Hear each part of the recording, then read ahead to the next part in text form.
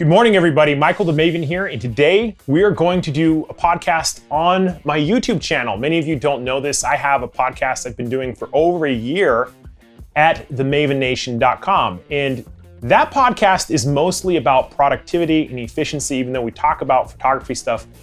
A good friend of mine was like, Michael, why don't you do a podcast on photography, put it on your channel, see what the interest is? And I was like, okay, that sounds like a pretty good idea. So that's what's going on.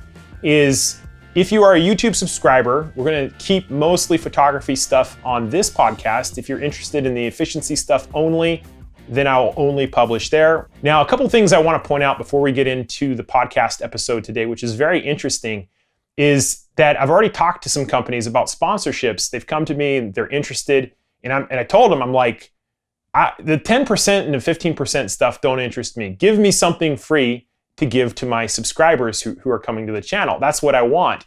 And to kick it off, I'm going to give you guys a free copy of my audiobook for the efficiency playbook that I published last year. I'm very proud of that book. It took me 25 years to collect information and stories and put it together. I'm going to give you the audiobook. All you have to do is to go to my website, sign up, download it, put it on your phone, and it's yours to have. It's a $24, $25 value, depending on where you get it. I'm gonna be giving it away for the first week after I publish this. My gift to you, just my way of saying thank you guys for subscribing. Thank you guys for supporting me. There is a handful of you who have been out there from the very beginning, so I'm thrilled to be able to do this for you guys. I also wanna let you guys know I do have a contest going on right now for a Sony a7 III. Check that link out. It's very easy and free to enter, and I'll pick a winner and give a camera away. Maybe it's you. So in today's episode, we're going to be talking about a very cool tool I recently found referred to as the hierarchy of design. It applies not only to cameras and lenses, but to pretty much all products. And I thought it was very interesting because it gives us a tool where we can start to predict the success of a camera based on some of these characteristics. I think a lot of us do this subconsciously, but this pretty much puts it into a formula in a system that you can repeat over and over again to ask yourself, hey, is this really a new lens I should get, or should I really get this camera body? And we're going to apply it to some cameras. It may upset some people, it may not, but the hierarchy of design was derived from Maslow's hierarchy of needs, which describes how humans are motivated. It starts off with the physiological, things like food and water, shelter, works its way up to love and eventually self-actualization. We're not gonna be talking about that today, but the hierarchy of design is derived from that, and it describes the value of a product as it ascends this ladder. So as you get higher and higher up this ladder, the product is more and more valuable. So the 5 steps to the hierarchy of design are functionality. This means whether or not it actually works when you turn it on, very low level of value. Next is reliability. Can you count on this to work every time? Usability has to do with the ease of use, as well as things like ergonomics. Proficiency is very important. It's probably the critical part of this value ladder. Proficiency means, what does it do that no other piece of gear can do? At the top of the pyramid, we have something called creativity, and this is how users take the new features and create something that hasn't been done before. This is considered the pinnacle of value for products when using this model. So we can take this model and compare it with cameras and lenses, and I want to walk you through some examples that have been successful cameras in the past, and then demonstrate why there are some concerns with some recently released cameras. Take the Canon 5D Mark II.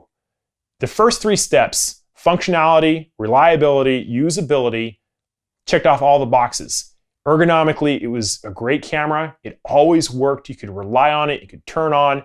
Yeah, it was, there were some little things here and there about it, but for the most part, you could count on it.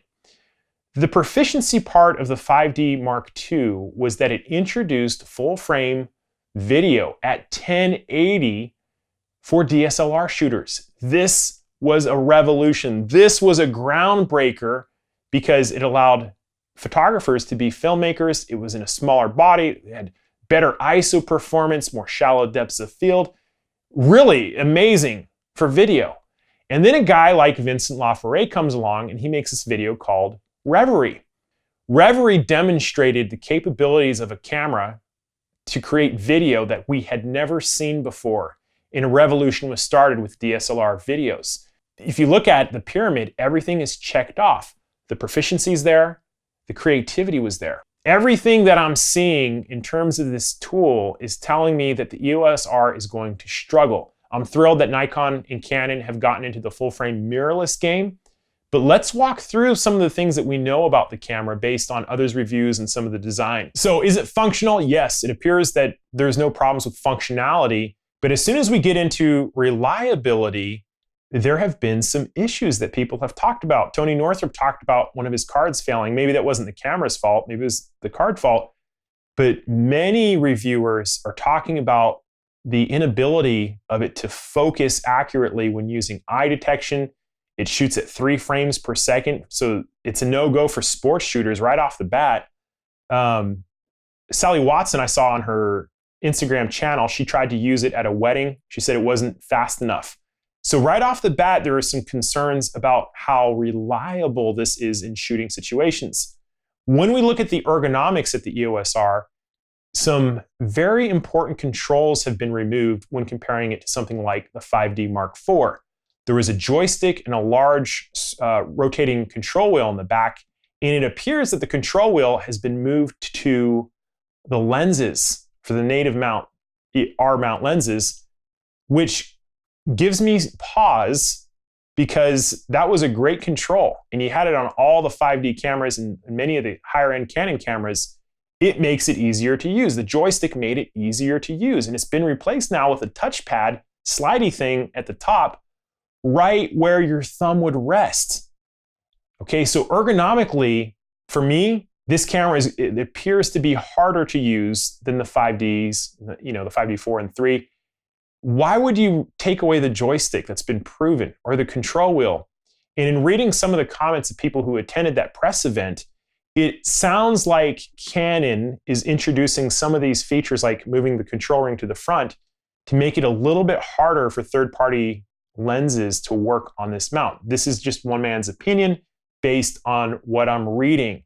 And if Canon is making it harder for third-party lenses to work on this, what this means is Canon's going to be controlling the native mount, at least in the beginning, and those lenses are expensive, okay? So price also comes into this. When we get up to proficiency, this is where the big problems start to happen with the EOS R.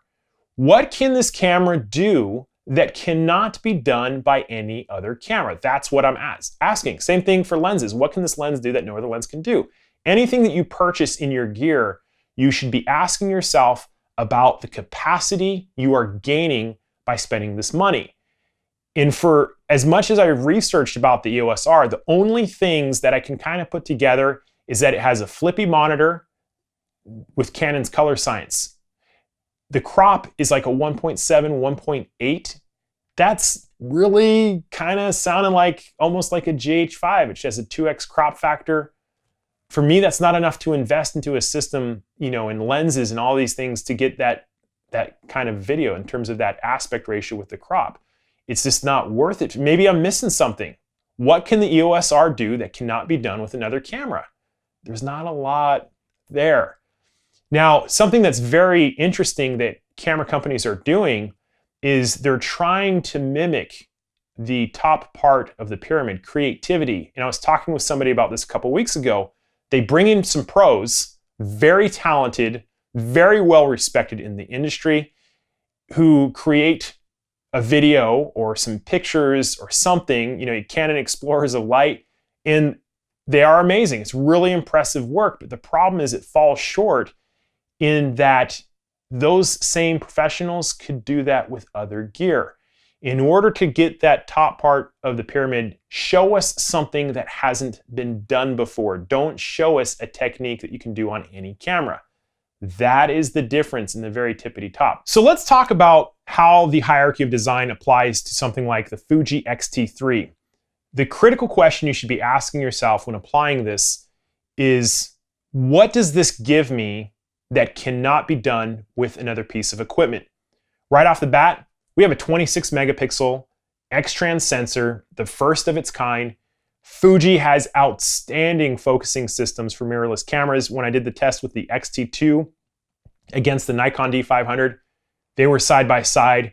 I'll have some tests posted to the channel shortly so we get some exact numbers. 4K 60 frames per second. Yeah, there are some other cameras that can do it, but not for $1,500 on this size sensor. It's a very important distinction. We have 10-bit 422 out. And so what I'm saying is the bang for the buck, what you are getting for the price is checking off all the boxes. Now, in terms of the very tippity top, the creativity, we haven't seen a whole lot of things that can only be done with this kind of camera. So maybe it won't be the huge home run that the 5D Mark II was, but I think for the price and everything else that you're getting, all indicators say this is going to be a very high-selling camera, and only time will tell. So that is the hierarchy of design. I hope you guys enjoyed it. It's a great tool to use if you need to upgrade, if you're thinking about it. Don't get gear acquisition syndrome. Really ask yourself, is this thing easy to use? Can I afford it? And what is it giving me that I cannot do with anything else? Thank you guys so much for watching this episode of the Maven Nation. Again, make sure you download your free copy of the Efficiency Playbook. I'll put that link in the description. Got the contest for the A7 III. Thank you guys for watching, and I'll see you next time.